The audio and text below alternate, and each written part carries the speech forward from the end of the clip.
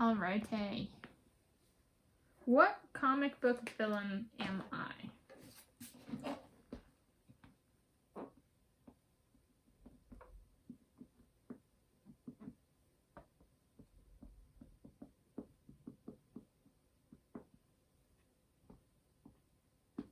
So I'm gonna be kind of boring, and there's kind of two broad ways I've encountered that people take this. One, they'll be like the villain they want to be, or like aspired, like if they were a villain, they'd go that way kind of thing. And then two, there's kind of like the life experience. Well, based on who I am and what I've done in my life, this is probably the best fit. So the kind of aspiring or want kind of angle versus like best fit. So I'm gonna go with the best fit angle on this. Why? Because I'm Norse, and not the Norse that was Viking, but especially in America, there's a lot of ethnicities and racist races. There's racist people in every race that kind of like label all people from Scandinavia as Vikings, which is factually inaccurate. It's a lie.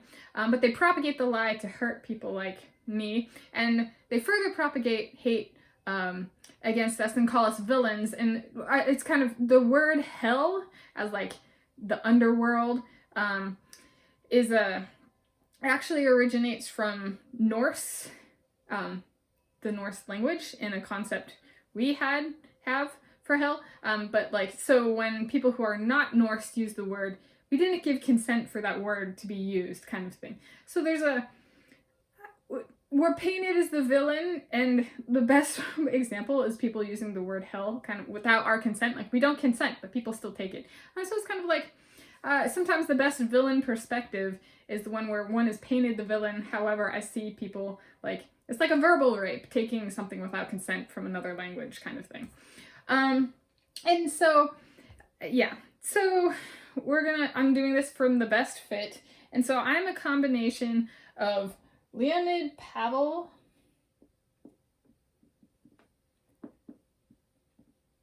and Bane. And this is both from the Batman franchise comic book series kind of thing. And these are both villains. I think most people don't call him a villain.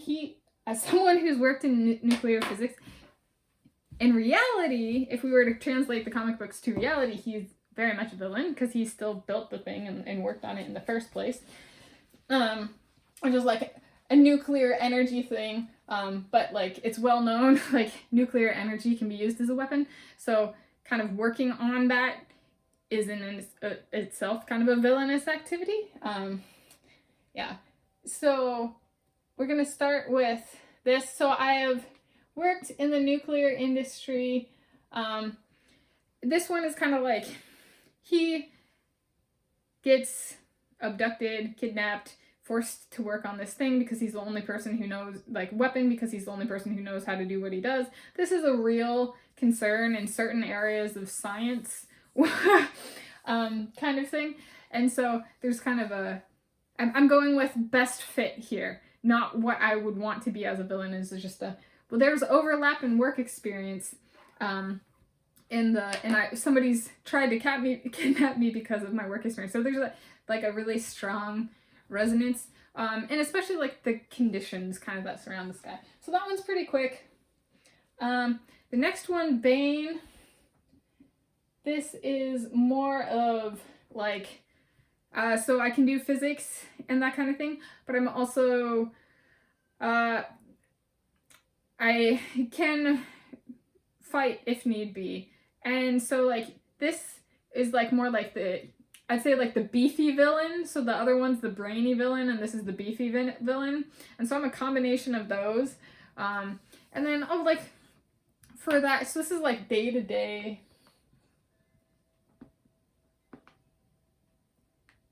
combat.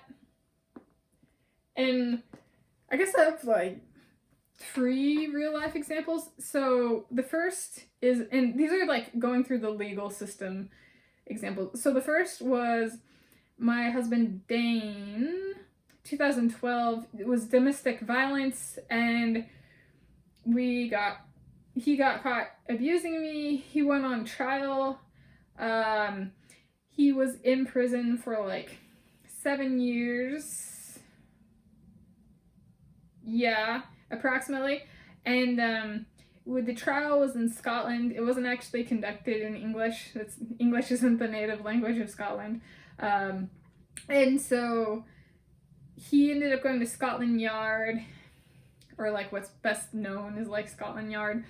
And then he got transferred to San Quentin, which yeah, gets into the second case, which was my husband Caleb was physically abusive, domestic violence in 2014, and we got caught. And he went on trial. He got released in 2020. And feel free to judge me in my personal life all you want. He got released, and he was sent to San Quentin in the first place because I was going to graduate school in California and the Bay Area, and San Quentin's in like Marin County, California. So I Dane got relocated they got cells next to each other at San Quentin prison. They're very romantic. I love them. The trials were, so the one with Caleb was in Germany and the one with Dane was in Scotland, and they both got convicted against my will. I didn't want them to be convicted. I wanted to keep living with them. Kind of thing. Having them in my life, not having them locked up. And so the legal system and I don't always agree. I don't think I've been involved in a trial where like it does agree with me. Kind of thing. And they got locked up, and then they were having really let's say I get along better with the prison system than I do with the judicial system.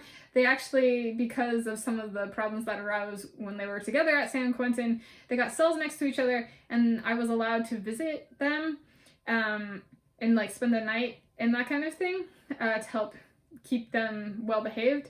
And that's when neither of them finished high school, or like the American equivalent of high school.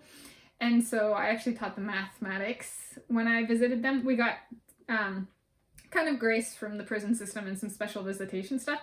But so when they attacked me, I fought back. So this is the Bane thing. This is directly related to Bane, because Bane is the beefy hand-to-hand combat guy. So that's the first two examples. The third one is the trial surrounding my rape. So like rape is a unique crime in that it uniquely disfavors women because women are childbearers. So childbirth is inherently disfavoring towards women because there's at no point in time or history or present or future, there's no guarantee that a woman will survive childbirth. So there's kind of it's kind of an attack on women by men, be it consensual or not, to even have a child, because it's kind of like, are you trying to kill your wife? Are you trying to kill the woman you're raping? And rape is kind of more obvious. Yes, they're trying to kill this woman. And at the least, rape is attempted murder. Because there is no guarantee that the woman will survive childbirth if she gets impregnated, kind of thing. And so I fought back. So I got raped by the same guy a number of times. He circled back around later in life and was going to kill me. So I took him on like hand to hand with like archaic weaponry, one might phrase it as, and killed him in self-defense when he came after me again.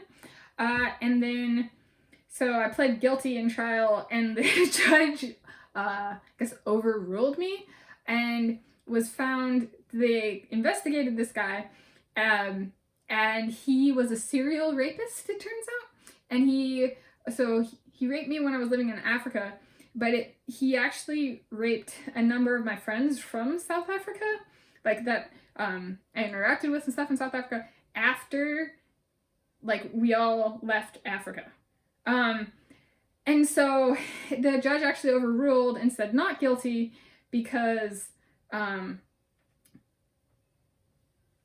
it was deemed a killing for the greater good of society. Like, because the police had done nothing, and so there was like, it was like, all of a sudden he died, and I was like, oh my gosh, this guy was horrible, kind of thing. And so the judge actually liked me, but from like where I went in with my plea, they were like, no. So the judicial system in my 3 out of 3 cases, we don't really, the verdict tends to be not what I go in with. So it's an interesting, just, I kind of feel like a villain, right? Where I can't even agree with the judicial systems. And then the rape case, which wasn't actually a rape case, it was tried as it was like murder, but like it wasn't deemed murder. It was not killing. I forget the term. So it wasn't conducted in English. The trial was in Norse, and specifically Old Norse, and it was held in Norway. And so like none of the transcripts for these trials are in English. But my point being, like, the term doesn't translate to English. There is no translatable term. At least that I can communicate at this point in time. But it was like, I don't remember what it was, but it was like deemed like for the good of society and the good of the world kind of thing. So it was like, which I didn't know, right? I was just defending myself. It was self-defense, but it ended up being for the greater good. And I was like, well, that didn't go like I thought it might go.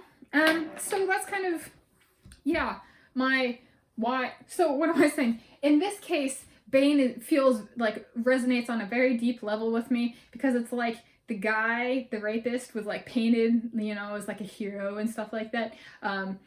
And that's very like Batman in the Batman series. So like when somebody takes on Batman and wins hand in hand, it'd be like if we were to make the comic book analog, it'd be like Bane killed Batman with his bare hands. It's like what I did. And so yeah, I killed the person who was trying to kill me in self-defense. And so yeah, so I think the combination here, there isn't an easy just one person for me. It's like it's a mesh of Leonid Pavel and Bane. And yeah, that's kind of it. It's a really serious, I think that's why people tend to go this is my concluding remarks, is I understand why people tend to go when they fill in these or take these quizzes and stuff to see what they're like, just kind of the curiosity component, but also like, I wonder if this quiz matches with like what I want to be or what I am. And I think it takes on a little bit more serious note when there's like, oh, this person is actually like, or this portrayal of this character, it's not a person, right? This character as portrayed in this movie actually like has some relevance, or not relevance, but resonance, like, it's kind of interesting. So I thought